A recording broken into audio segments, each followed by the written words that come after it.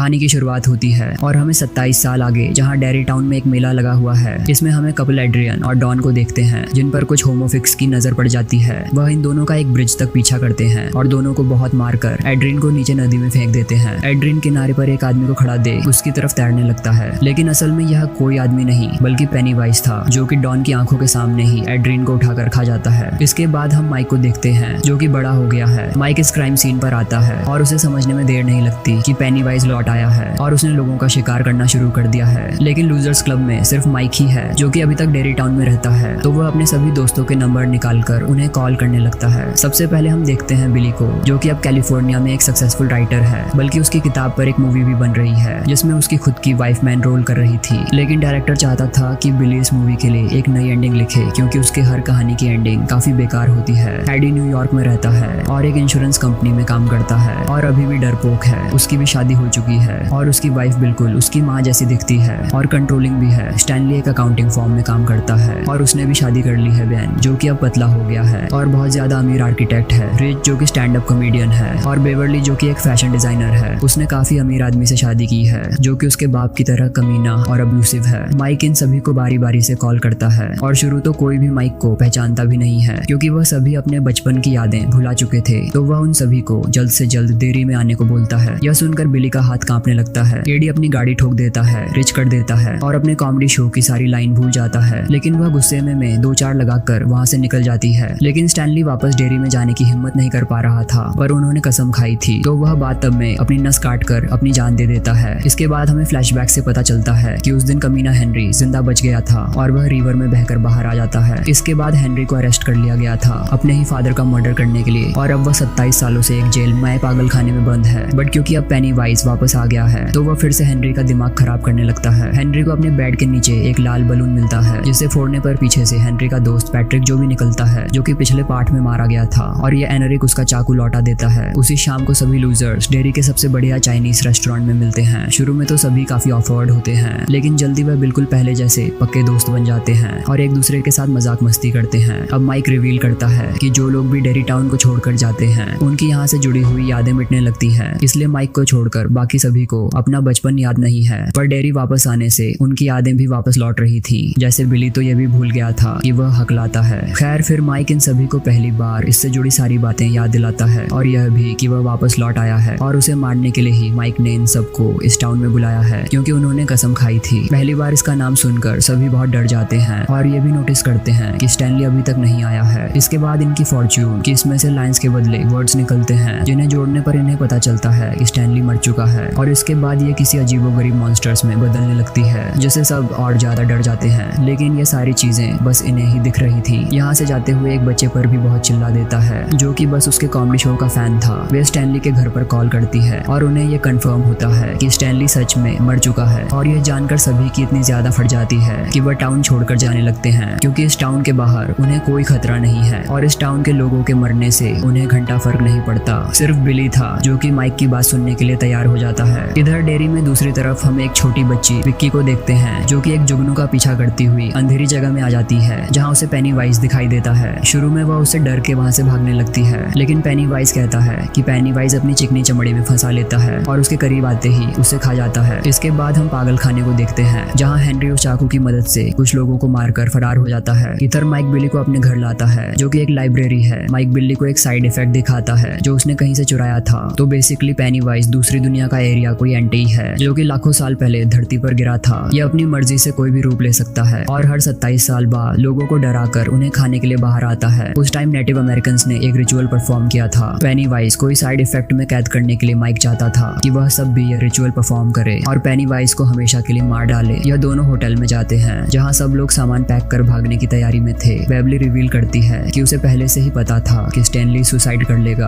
असल में dead. Lights को देखते समय फैमिली को एक नाइट में रहा था जिसमें उसने स्टैनली को बाथटब में मरा हुआ देखा था और उसने ये भी देखा था कि अगर ये लोग टाउन छोड़कर जाते हैं तो स्टैनली की तरह ये सब भी मारे जाएंगे। तो ये सब रिचुअल करने के लिए मान जाते हैं। माइक बताता है कि रिचुअल कंप्लीट करने के लिए उन्हें अपने बचपन की सभी चीजों को याद करना होगा। तो ये सभी जंगल में जाते हैं जहाँ के क्लब हाउस में ये अक्सर आया करते थे और यहाँ उन्हें स्टैनली की शावर केव भी मिल जाती है। जब माइक इन्हें दूसरा स्टेप बताता है कि उन सभी को अपने बचपन से जुड़ी हुई कोई चीज लेकर आनी है जिससे वह रिचुअल में सैक्रिफाइस कर सके और सभी अलग अलग होकर वह चीज ढूंढने में लग जाते हैं। सबसे पहले बेवरली अपने पुराने घर वापस जाती है जहाँ उसे पता चलता है कि उसके फादर की मौत हो गई है और अब यहाँ एक बूढ़ी औरत रहती है जो कि वेब के लिए चाय बनाने जाती है। इतने में बेवरली अपने कमरे की एक सीक्रेट जगह से अपना पुराना सामान बाहर निकालती है जिसमें वह पोयम भी शामिल थी जो बेन ने उसके लिए लिखी थी। कुछ देर में वह बूढ़ी औरत एक बदसूरत मॉन्स्टर बनकर बाहर आती है और वेबली यहाँ से भागने लगती है, लेकिन जाने से पहले वह पेनीवाइज को इंसानी रूप में भी देखती है जो उसे धमकी देता है कि वह लोग उसका कुछ नहीं बिगाड़ पाएंगे। अब रिची एक बंद पड़े गेम पार्लर में जाता है जहाँ वह बचपन में खेला करता था और एक दिन हेनरी ने उसे गालियां देकर यहाँ से भगा दिया था और पार्क में लगा पुतला मॉन्स्टर बनकर रिची पर हमला कर दिया था, लेकिन रिची उस समय किसी तरह बच गया था। अब बड़ा रिची भी उसी पार्क में होता है और उसे पेनीवाइज दिखने लगता है। वह रिची को डराने की कोशिश करता है लेकिन रिची वहाँ से भाग जाता है। इसके बाद बिली को रास्ते की एक कबाड़ खाने की दुकान में अपनी पुरानी साइकिल रखी हुई मिल जाती है। वह यहाँ के ओनर से उसका प्राइस पूछता है और यहाँ हमें केम्यू देखने को मिलता है। स्टेफन किंग जिन्होंने ये IT नोवेल को लिखा था, ये ओनर पहचान जाता है कि रिची एक बुक राइटर है बट उसकी पेंटिंग बेकार होती है, इसलिए वे काफी महंगे में ये साइकिल उसे बेचता है। रिची उस साइकिल पर बैठकर अपने पुराने घर के पास आता है और उसी रिवर में झांकता है जहाँ पेनीवाइज ने जॉर्जी को मारा था। बिली को अभी भी यह गिल्ट है कि जॉर्जी उसकी वजह से मारा गया क्योंकि उसी ने नाव बनाकर उसे बाहर जाने दिया था। बिली को रिवर में जॉर्जी अपनी नाव के साथ दिखता है और फिर कई सारे हाथों से अंदर खींचने लगते हैं। बिली इनसे बचकर बाहर निकलता है और उसके हाथ जॉर्जी की वह नाव भी लग जाती है। इसके बाद उसे वही स्टूडेंट वाला बच्चा दिखाई देता है जो कि अपनी फैमिली के साथ बिली के घर में रहता है। बिली उसे समझाता है कि चाहे कुछ भी हो जाए वह रिवर के करीब ना जाए, जिस पर यह बच्चा कहता है कि उसे अपने बाटब में से क्लाउन की आवाजें आती है। यह सुनकर बिली पागल हो जाता है और उसे कहता है कि वह अपने पेरेंट्स के साथ बोरिया बिस्तर बांधकर यह शहर छोड़कर भाग जाए, बट अगर यह इतना आसान होता तो पहले पार्ट में यह लोग भी यही करते। खैर अब बारी थी बेन की जो कि अपने हाई स्कूल जाता है। यहाँ उसने एक समर क्लास ली थी। एक दिन क्लास में वह बिली के साथ अकेला था और मौके पर चौका मारना चाहता था, लेकिन बेवली से बुरी तरह से बेइज्जत कर देती है, उसे मोटा और बदसूरत बोलकर मैंने रुक जा मेरी बॉडी बनने वाली है। इसके बाद बेवली अपने सर में आग लगाकर बेन का पीछा करती है, मतलब वह बेन नहीं बल्कि पेनीवाइज था। खैर प्रेजेंट में बैंक के पास अपना टोकन पहले से ही था जो है ईयर बुक का वह पेज जिस पर बेवली ने साइन किया था और बेन ये पेज तभी से अपने पास रखा हुआ है। बेन वापस होटल में आ जाता है क्योंकि इनकी सारी मेमोरी अभी तक नहीं लौटी है, तो बेन को लग रहा था कि वह बिली ने उसके लिए लिखी होगी। अब इससे पहले से सच्चाई बताए रिची यहाँ आ जाता है और कहता है कि वह अभी टाउन छोड़कर जा रहा है। इसके बाद हम एडी को देखते हैं जो उसी मेडिकल शॉप में एक इनहेलर लेने जाता है। एडी का फ्लैशबैक सबसे अजीब होता है जिसमें वह अपनी मदद को एक शेड से बंधा हुआ देखता है और वही इनफैक्ट आदमी उन दोनों पर अटैक करता है। प्रेजेंट में भी वो आदमी एडिट पर अटैक करता है, लेकिन इस बार एडिट उसका डटकर सामना करता है और उसका गला दबा देता है जिससे वह आदमी बॉडी पर ही उल्टी कर देता है। इधर बिली फिर से बेन के साथ बाजी मार लेता है क्योंकि उन दोनों के अपना पुराना लफड़ा याद आ गया था। पहली बार बिली को बताता है कि आज के दिन वह उसी बच्चे को मारने वाला है। अब उस बच्चे को तरह मरने नहीं दे सकता था, तो वह उसे बचाने के लिए निकल पड़ता है। इधर जैसे ही अपने आप को साफ करता है, हेनरी उसके पीछे से आकर उसके गाल में एक चाकू घुसा देता है, बट बेवली और बेन तुरंत उसकी मदद करने आ जाते हैं और हेनरी अपने दोनों भी दोस्त के साथ यहाँ से निकल जाता है। बिली अपनी साइकिल से ही मेले में आता है और उस बच्चे को एक भूल भुलैया के अंदर जाता देखता है। वह भी उसके पीछे अंदर जाता है लेकिन में फंस जाता है। काफी देर ढूंढने के बाद वह बच्चा उसे मिलता है, लेकिन वह मिल के उस साइड होता है और मिल के तीसरी तरफ था पेनीवाइज जो ग्लास पर अपना सर मार मार के उसे फोड़ देता है और बिली की आंखों के सामने ही उसको खा जाता है। पीथर रिची चुपके से टाउन छोड़कर भाग रहा था, लेकिन उसे रास्ते में दिखता है जिसमें स्टैनली ने एक स्पीच दी थी। उसकी स्पीच और अपने बचपन की दोस्ती को याद करते हुए रिची भागने का प्लान कैंसिल कर देता है। इधर लाइब्रेरी में माइक सबके आने का वेट कर रहा था, लेकिन हेनरी उस पर अटैक कर देता है। वह माइक को मारने ही वाला था कि तभी रिची हेनरी के सर में खेचड़ घुसाकर उसकी जान ले लेता है और बिली को छोड़कर बाकी सब यहाँ आ जाते हैं। बिली से कॉल पर कहता है कि वह अकेला पेनीवाइज से लड़ने जा रहा है और वह फिर से इन सब की जान खतरे में नहीं डाल सकता। इसके बाद बिली अपनी साइकिल पर बैठकर उसी वेल हाउस में जाता है, लेकिन उसके एंटर करने से पहले ही बाकी लूजर्स भी यहाँ पहुंच जाते हैं और पेनीवाइज को मारने के इरादे से सभी मिलकर घर के अंदर जाते हैं और अंदर जाते ही ये सभी अलग अलग हो जाते हैं और बिली रिची ऑलरेडी के सामने फ्रिज में से स्टैनली बाहर आता है, मतलब उसकी गर्दन, जो कि फिर एक मकड़ी बन जाता है जो कि द थिंग का रेफरेंस था। दूसरी तरफ पेनीवाइज बेन के पेट पर, जिस पर अब 6 पैक आ गए हैं, कुछ लिखने लगता है। बिल्ली को पेनीवाइज आईने में दिखता है जिसे छोड़कर वह बेन को बचा लेती है। इधर मकड़ी स्टैनली भी रिची को मार ही देता क्योंकि एडी फिट्टी की तरह साइड में खड़ा था, बट बेन वहां आकर उस मकड़ी को कई बार स्टेप कर भगा देता है। इसके बाद सभी बेसमेंट में जाकर कुएं के अंदर उतरते हैं और वहां से रिवर में जाते हैं और रिवर में से उसी बड़े चैम्बर में जहां उन्होंने पहले पार्ट में पहली बार इसको मारा था। इसके बाद वो पोर्टल जैसी दिखने वाली गुफा के अंदर जाते हैं जिसमें पहली बार इस पार्ट 1 में भाग गया था। अब रेडी को छोड़कर सभी इस गुफा में कुछ जाते हैं, बट रिची एडी को थोड़ा मोटिवेट करता है और वह भी उनके साथ अंदर जाता है। इसके बाद ये एक और बड़े से चैम्बर में आ जाते हैं जो कि पेनीवाइज के यहाँ क्रेंच लैंडिंग इंजीनियरिंग करने से बना था और यही आईटी का घर है। माइक इसके बीच में आ जाता है और उस साइड इफेक्ट को नीचे रखता है ताकि फाइनली पेनीवाइज को मारने का रिचुअल कर सके। माइक उसमें आग लगाता है और सभी से अपनी कीमती याद उसमें जलाने को कहता है। इसमें बिल्ली जॉर्जी की पेपर बोर्ड जलाता है, एडी अपना इनहेलर, रिची अपना गेम टोकन बेवली, अपनी पोयम वाला पोस्ट कार्ड और बेन अपनी ईयरबुक का पेज जिसे देखकर बेवली को कुछ याद आने लगता है। माइक का टोकन एक पत्थर है जो उसने उनकी रॉक फाइट वाली जगह से उठाया था क्योंकि उसी दिन माइक की सबसे दोस्ती हुई थी और स्टैनली के लिए उसकी शावर केप भी अंदर डाल देते हैं। अब आखिर में इन सभी को एक दूसरे का हाथ पकड़कर एक मंत्र चिल्लाना था